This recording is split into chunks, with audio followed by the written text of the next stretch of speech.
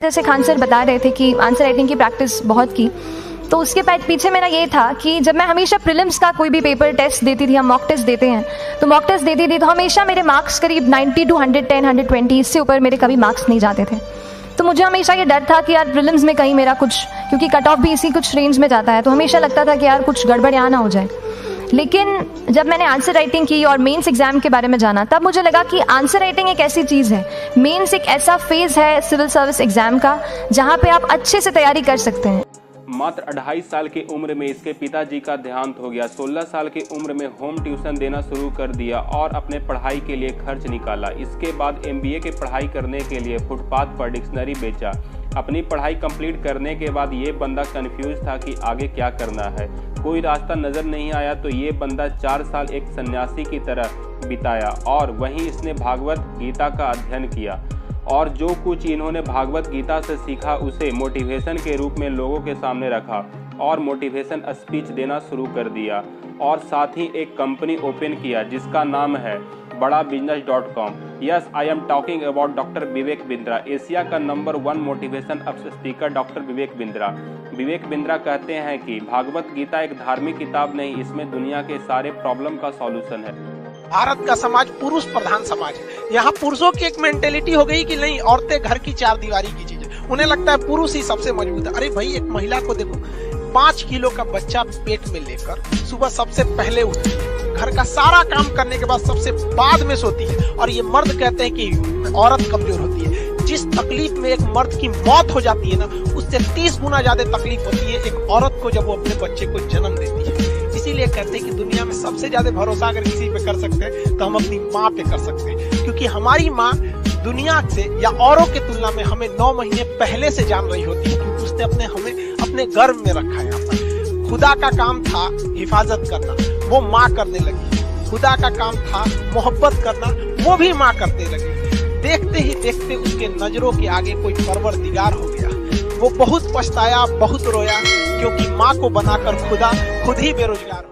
1000 अपराधी भले छूट जाएं, एक भी निर्दोष को सजा नहीं होनी चाहिए। मोसेस मेमोनाइट नाम का एक दार्शनिक था, यहूदी दार्शनिक, उसका कथन है। और दुनिया के सारे सभ्य देश इसी उसूल पे चलते हैं। और इसका सिंपल मतलब यह है, जब तक साबित ना हो जाए कि कोई अपराधी है, उसे अपराधी नहीं मानना है, वरना आपकी जिंदगी खराब हो जाएगी। आप सब पे शक करते रहेंगे, सब पे संदेह करते रहेंगे, लोग आपसे बात करना बंद कर देंगे। 2 ही तरीके हैं, जब तक साबित नहीं होगा तब तक भरोसा करूंगा, दूसरा जब तक साबित नहीं होगा तब तक शक करूंगा। ज्यादा अच्छा क्या है, भरोसा कीजिए जब तक साबित ना हो कि भरोसा गलत है, क्योंकि भरोसा बनाना मुश्किल काम है, तोड़ना बहुत आसान काम है। कालिदास ने मेघदूत लिखा। मेघदूत में यक्ष है, यक्षिणी है, उनके प्रेम की कहानी है, विरह की कहानी है। और एक कवि है नागार्जुन, उन्होंने कालिदास पे लिखा और कहा कि एक पंक्ति आती है, अमल धवल गिरी के शिखरों पर प्रियवर तुम कब तक सोए थे, कालिदास सच सच बतलाना, रोया यक्ष के तुम रोए थे। यक्ष नहीं रोया था, यक्ष की आंखों से जो बह रहा है, कालिदास तुम्हारे आंसू हैं। और नागार्जुन कवि कह रहे हैं कि मैं पहचान रहा हूं कि आंसू तुम्हारे हैं। और कवि होने में और लेखक होने में ऐसा होता है। और ये बात ठीक है, एम्पैथी ना हो, अल्टीमेटली इंसान होने का सबसे गहरा मजा तो इमोशंस में ही है। और यदि आप इमोशनली कनेक्ट नहीं कर पाते हैं दूसरों के साथ, और कनेक्ट करने का मतलब है उनके दुख में उनके साथ खड़े होना।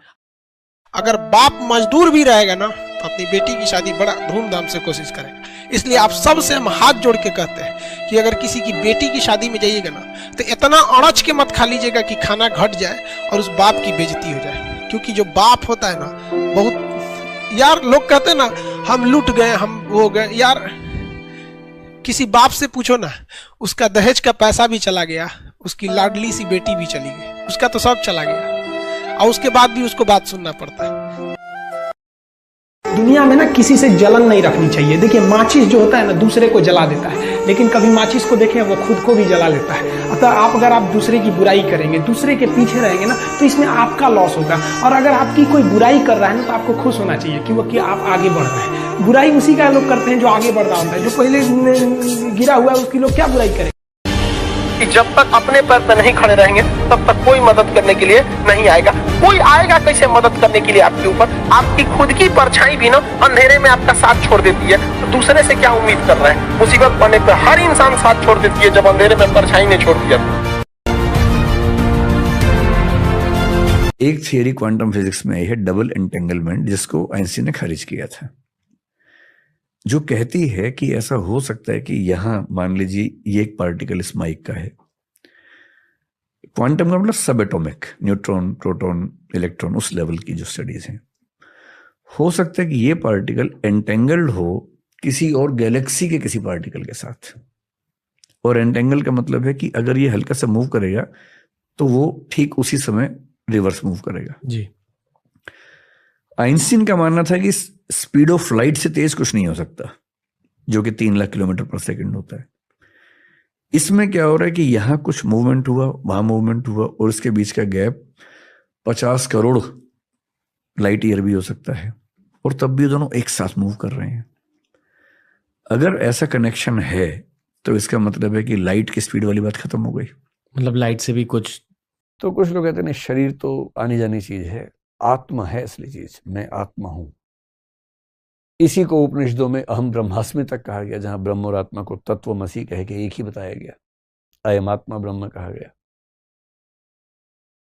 एक धारणा है कि हम आत्मा हैं। और ये सारे सवाल क्यों पैदा होते हैं? क्योंकि हम सोचते हैं, महसूस करते हैं, इमोशंस आते हैं, और सोचने वाला काम, इमोशंस वाला काम, महसूस करने वाला काम ना आंख कर सकती है, ना कान कर सकता है, ना नाक कर सकता, ना हाथ, ना पैर, बॉडी नहीं कर सकती, ऐसी एक धारणा है। तो अगर बॉडी सोच नहीं सकती है तो कोई तो है जो सोच रहा है। वो जो सोचने वाला है वो कौन है? और इसी थीम पर सोचते सोचते पश्चिम का एक दार्शनिक डेकार्ट हुआ, जिसने कहा कोजिटो एर्गो सुम, यानी I think therefore I am. ये आपने सुना होगा, टी शर्ट पे लिखा होता है आजकल लोगों की, पढ़ते नहीं, इसका मतलब क्या है? टी शर्ट पे लिखवा के घूमते रहते हैं, आई थिंक अश्वत्थामा मारा गया, आदमी था या हाथी था। लेकिन जैसे ही नरो वा कुंजरो वा कह रहे हैं, ठीक उसी क्षण में बहुत तेज शंख बजता है कृष्ण का, और उस शंख की आवाज में द्रोणाचार्य सुन नहीं पाते पूरी बात, और क्योंकि वो सुनते हैं सिर्फ इतना कि अश्वत्थामा मारा गया, वो हताश हो जाते हैं, हथियार छोड़ देते हैं, युद्ध भूमि में जमीन पर टिक के बैठ जाते हैं, और इसी क्षण का फायदा उठा के धृष्टद्युम्न उनकी हत्या कर देता है। मैं सोचता हूं कई बार कि द्रोणाचार्य इतने योग्य व्यक्ति थे, यदि मिस इन्फॉर्मेशन से या मैनिपुलेटिव इन्फॉर्मेशन से उनको भी एक गलत तथ्य के प्रति आश्वस्त किया जा सकता था, तो आज के दौर में जब हर तरफ सोशल मीडिया के हमले हैं, कैसे कोई व्यक्ति सही फैसले करे? याद रखिएगा, समय, सम्मान और विश्वास, ये 3 ऐसी चीजें होती हैं जो एक बार अगर हाथ से चली गई तो फिर दोबारा लौट के कभी नहीं आती। जीवन में सबके प्रति दया का भाव रखना चाहिए, और सबसे बेशर्म चीज अगर कोई इस दुनिया में है तो वो गरीबी है। कम वक्त उम्र का भी ख्याल नहीं रखती है, और किसी के वक्त का मजाक मत उड़ाइएगा जनाब, ये वक्त है, सबके चेहरे याद रखता है।